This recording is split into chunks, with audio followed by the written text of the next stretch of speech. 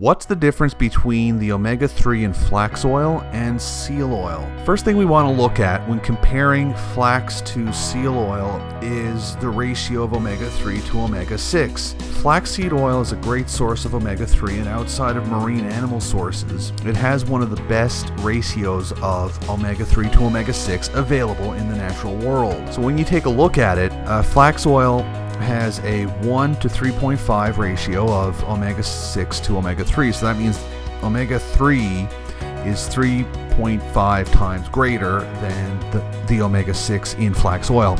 In the case of seal oil, the ratio is higher in favor of omega-3. It's a ratio of 1 to 7.5 approximately.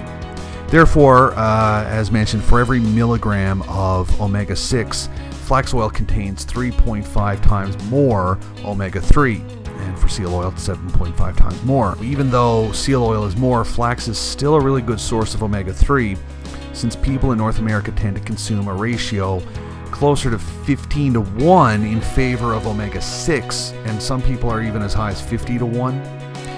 Experts recommend, you can look this up online as well, experts recommend at least a ratio of 4 to 1 when it comes to omega-6 to omega-3.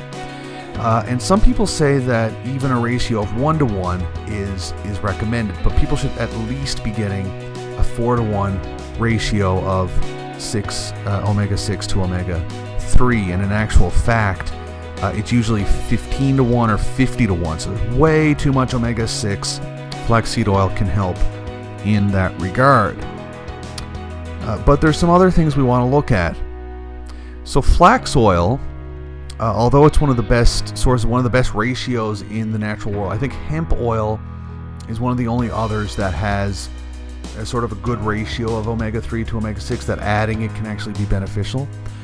One of the things we want to look at is the fact that flax oil omega-3 comes in the form of ALA, which is alpha linoleic acid, which is a plant-based source of omega-3.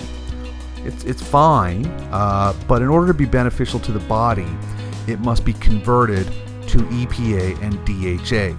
These are two types of omega-3s you'll see coming up a lot, especially with fish oils and various marine animal oils, but also with algae, so important there.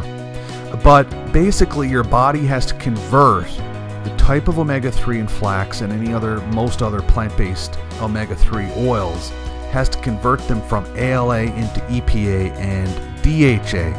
And during this process of conversion, your body actually only receives about 10 to 15% of the initial amount.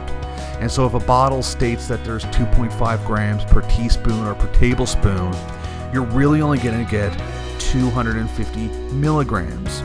You might get up to 15%, and you'll have to look at the various sources as to how much is exactly converted, but what I've seen is around 10 to 15%. It's a much less direct source, even from the sense that, seal oil, by comparison, contains DHA and EPA directly, so it doesn't have to be converted. It's already there. It's already in a form that's usable by the human body.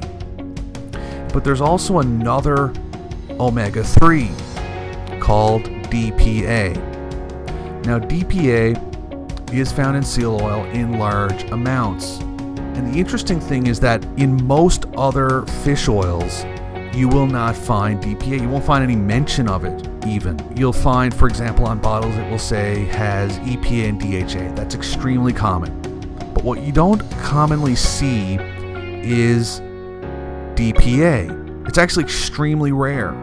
There's a handful. You're going to find, if you really look hard, you may find it, but you really have to look hard. It's not by default going to be there, and it's very rare.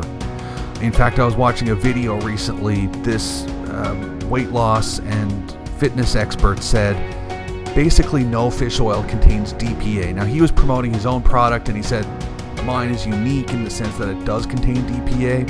But he said that's very, very rare. So it is rare. It's not impossible, but it's highly available in seal oil. Very highly available. And so seal oil contains actually one of the highest levels of DPA. Even in sources that also contain DPA, seal oil is uniquely high in that component of that essential fatty acid known as DPA.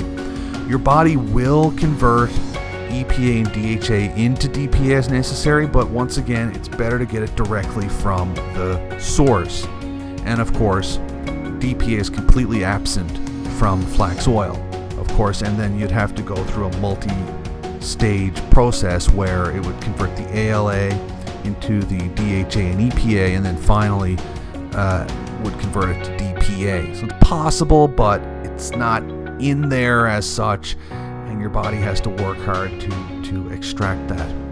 So overall, seal oil is a one-of-a-kind source of omega-3, and you really need to dig a little bit deeper and get into the nitty-gritty to see why it's a better source of flax oil. And I've hopefully highlighted some of those reasons. And if you have any questions, contact me. And please visit terranovasealoil.com or plantology.ca to order yours today. Thank you for your time.